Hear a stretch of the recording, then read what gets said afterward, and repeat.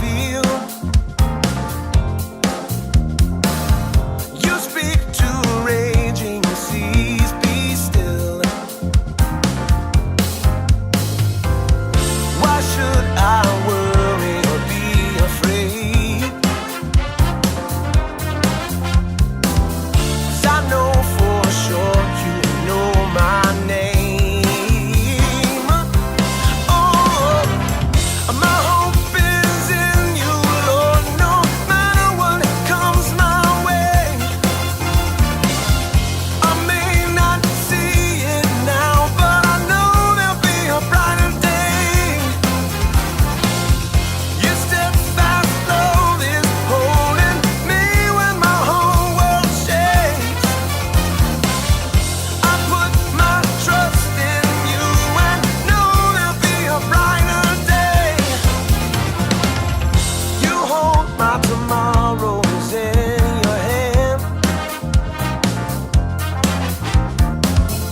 Laid out every minute, every plan.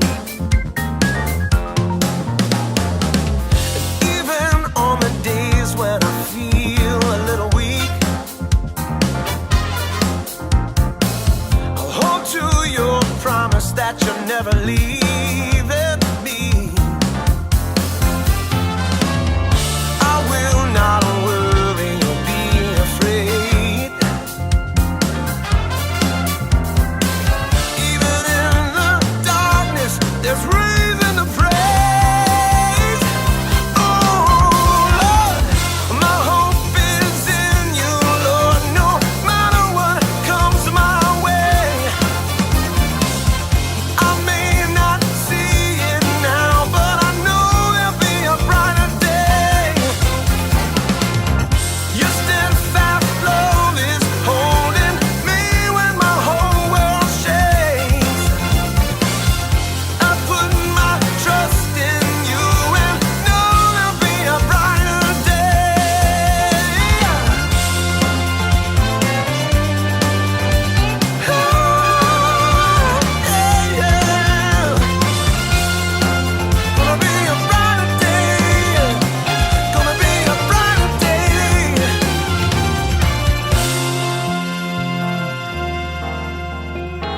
Gonna be a brighter day. Gonna be a brighter day. Oh, gonna be a brighter day. Gonna be a brighter day.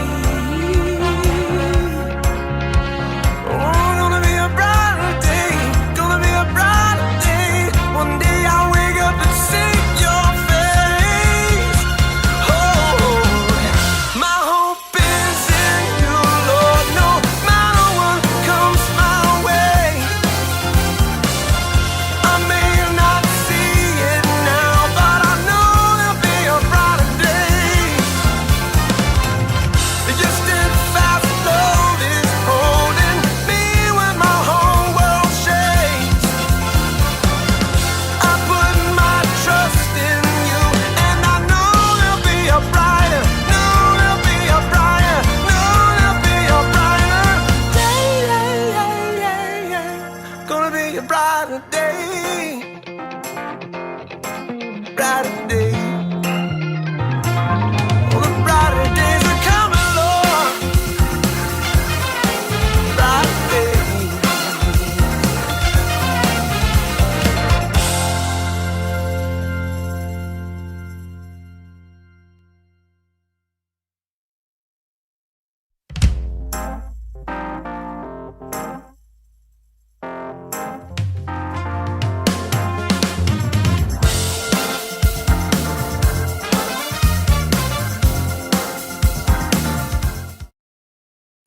It is a wonderful, beautiful, amazing Monday night, and I'm so glad that you took the chance wherever you are right now to visit us. Maybe right now in the chat, if you're watching along live, maybe you're going to watch this later, could you leave a message right below us and just tell us where you are? Are you on the patio? Are you already in your open swimming pool? Are you on a golf course, car, wherever you might be? Maybe you're at work right now. We'd love to know where you are. We'd love to know where you're watching us from and being a part of that. So thank you from wherever you are. We always want to continue to connect with you. You can see that right over to the side. You can see where we are and the things that we're doing. You can visit there, cutt.ly, registration, concerns, needs, prayer requests, anything like that. You can do that. Right below me is a ticker of all the different things going on, different ways that you can just, as I'm maybe blabbering on or some different things going on, you can see what's happening. You can get the latest and greatest news on Manchurch. So just check that out below as you're going about the day, going about our chat and listening, and that way you're up to date. So with that, I want to give you just a few quick and dirty announcements just to get you squared away. First, Golf League for our golfers ended not that long ago. It's every Monday night, 4:30 p.m. at Parkview Golf Course. You can reach out to Wayne Altpeter. You can reach out to the church, Facebook, wherever you want. But they meet out there. Tee times are already set. It's a great time. Today, people were probably trying to play the wind a little bit. I'm always trying to play my hook or slice or whichever way is what. But it's a great time, great company, great guys out there, just out there playing some golf and having fun. So if that's you, make sure you reach out and become a part of that. Also, I want to keep you up in the loop. No American Idols this Wednesday. There's guys, a bunch of different things going on for them. So they are going to meet next week. Our calendar's up to date. If you want to do that, there's cutt.ly/MC calendar. That's how you can stay up to date and subscribe for that. We'll work on making sure that that's on our Facebook page and everything else out there. Also, last but certainly not least, I'm going to tell you that I'm so excited for Sunday, May 2nd. Sunday, May 2nd is Manchurch at 6 p.m., which means we are having a cookout. That's right. We are cooking brats. We are cooking hot dogs. We're going to have chips. It's going to be a great time. We're going to be outside in the parking lot behind our building, the south parking lot right there. We're going to worship outside. It's going to be a great acoustic set. There's going to be a big bonfire in the drainage area right behind where worship's going on. It's going to be a great time. We are planning for you. We're doing everything as safe as we can. We're staying outside. So if that's you, if you're going to be here, bring a chair, bring your favorite camp chair, bring the ones that have the feet that you kick up, the director's chair, whatever you got, bring that and come have a cookout with us. It's going to be, as always, just come, bring you. We'd love to have you. We'll have a few extra chairs there if you forget it, but starts at 6 p.m. We're going to send out a text message. You're going to see an ad on Facebook. You're going to get an email about it, and I'm going to even try to make sure it's in our app here at PFN because we want to see your face. We want to eat some food together, and we want to have a great kickoff to summer right in our parking lot. So if that's you, put it on your calendar, mark it down, tell a friend, share with anybody that you know. We are planning a great, great, great time. So be there, get ready, get prepared, because we can't wait to see your face. So with that, I'm going to go right into our fireside chat tonight. And these fireside chats have evolved every single time we do things differently, think about things, really trying to follow the heart of God.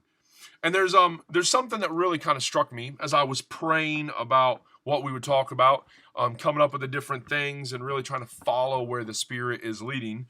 And I really settled on these hope words from Dr. Tony Evans again, tonyevans.org. You can sign up for this email. And the hope words today are, God is a God who not only raises the dead, but who desires to call you a friend. All the different things that you are going on and that you are being a part of, that is the cool thing. My slides are a little bit out of order there. I apologize for that. Those are our hope words for tonight.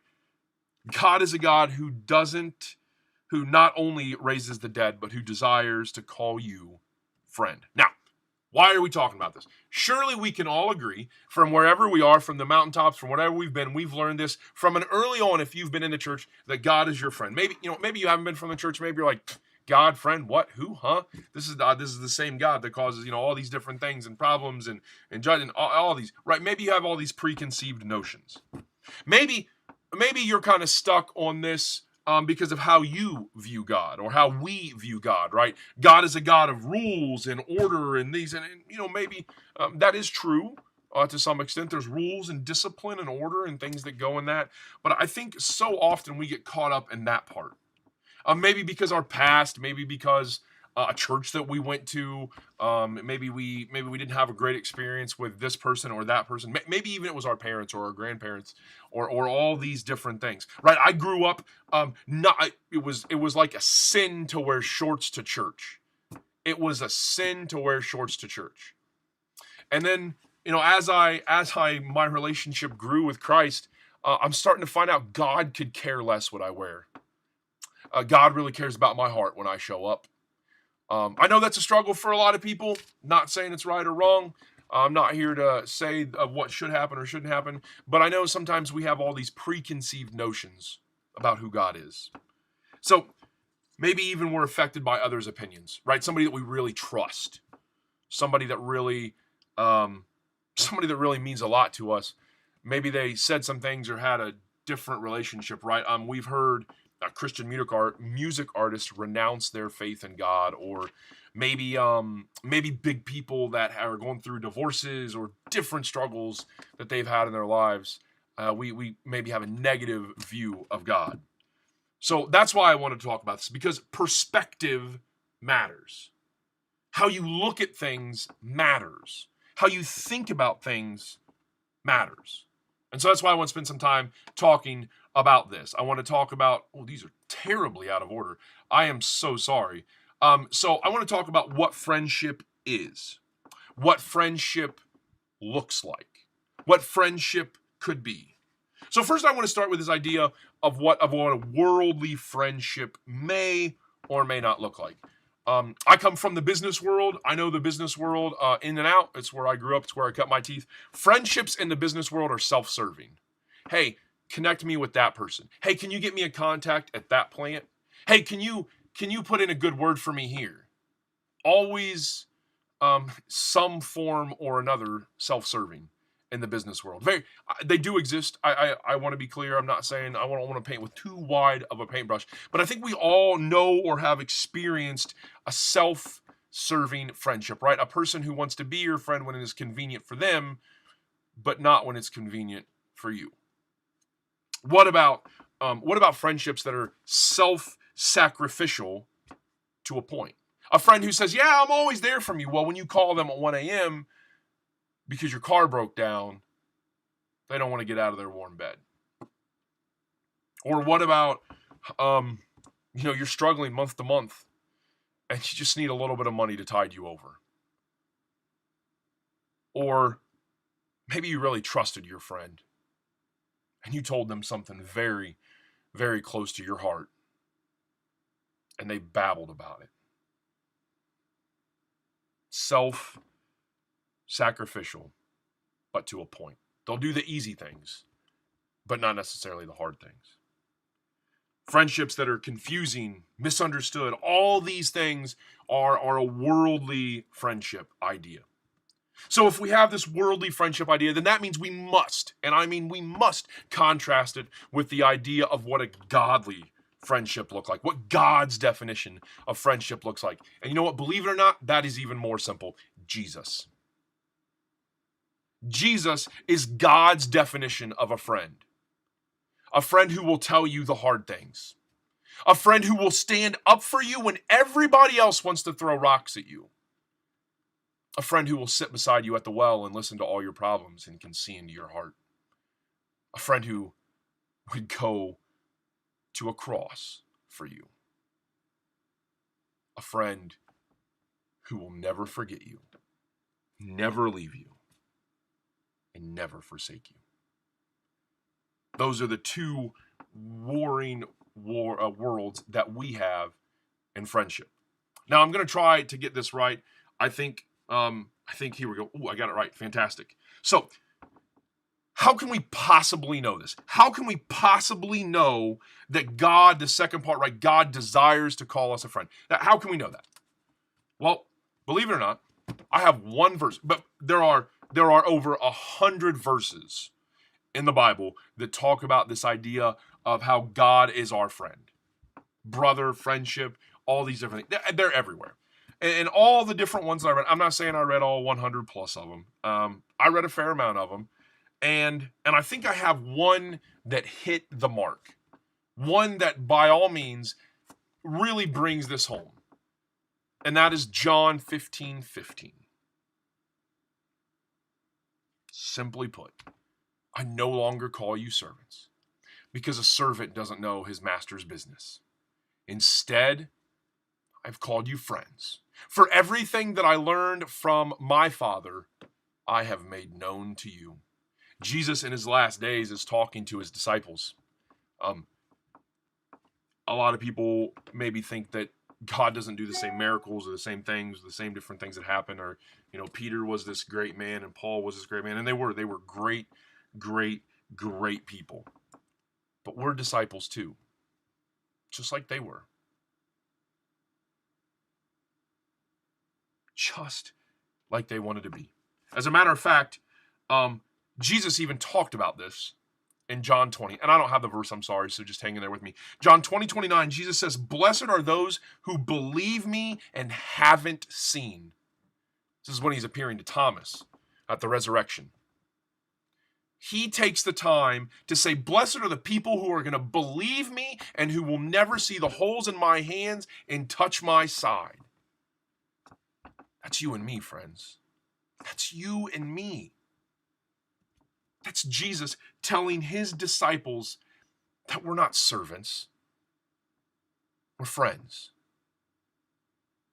Jesus goes even farther and talks about it in that same book. The greater love is none other than this, that a man lay down his life for his friends.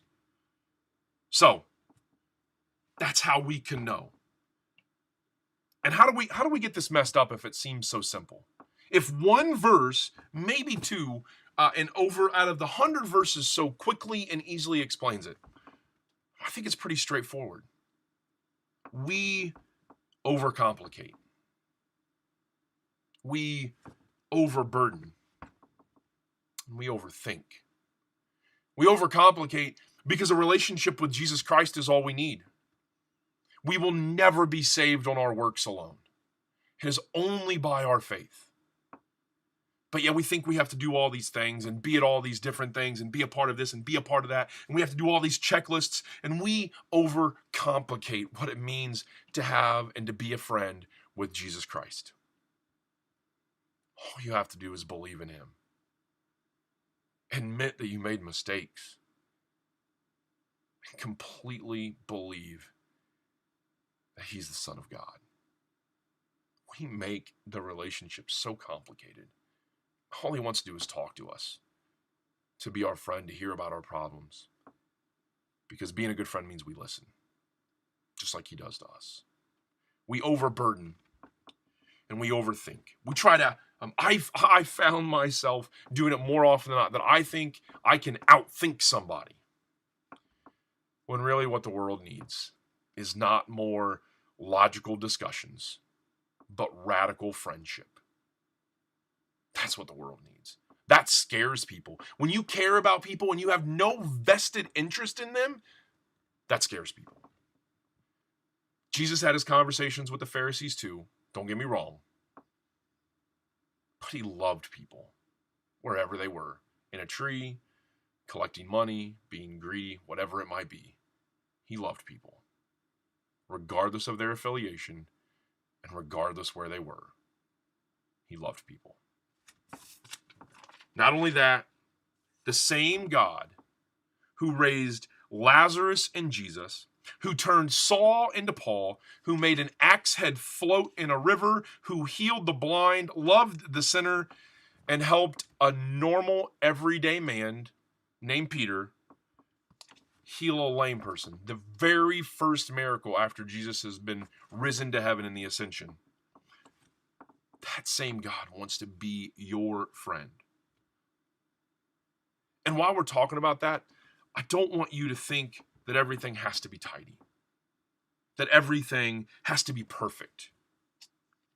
Just give in and know that God desires to be your friend, a friend who is always involved, who always listens, and who always is ready to hear your story. Tonight, as we close, I want you to think about, much like I am, how I can be a better friend. I use an excuse a lot that I'm busy, and I am busy. That's fine. But that doesn't give me an out to care and to pray and to reach out to the people that I know and that need me as a friend. So if that's you, I'm sorry, and I apologize publicly as I try to become a better friend. Because the same God who did more miracles than my mind could ever comprehend wants to be my friend. On the screen behind me, you can see a place for us to pray for you. If that's you, I encourage you to reach out. I encourage you to pray, to be with us, to reach out to us in any way that you can. I encourage you to just know that we're praying for you. And as we close, we're going to do that right now. Jesus, tonight was a short night. It went fast for me, but as I look at the clock, I know it's time to go. And it went so fast because there's nothing like having a friend in you. I remember the song from Toy Story, "You've Got a Friend in Me." I don't know all the lyrics, but I know that no matter what I go through, you're there. Always there. Always listening, always helping, always letting me screw things up, and always showing me and leading me in the right direction. Jesus, for the people who will hear or see this, maybe it's shared with them, I pray so much, so hard that they just understand that friendship can be for them too. If they don't know what it's like to have a true friend like you, I pray for their heart right now. Know that just help them know how much you mean to them. Jesus, help my friends who have been friends with you forever. Renew it. Add passion to it. Throw charcoal lighter fluid on their fire and give them an amazing renewed sense of purpose, no matter if they're 85 or 8.5. Jesus, we love you, and we can't wait to know you more and more as our best friend. We love you, Jesus. Amen.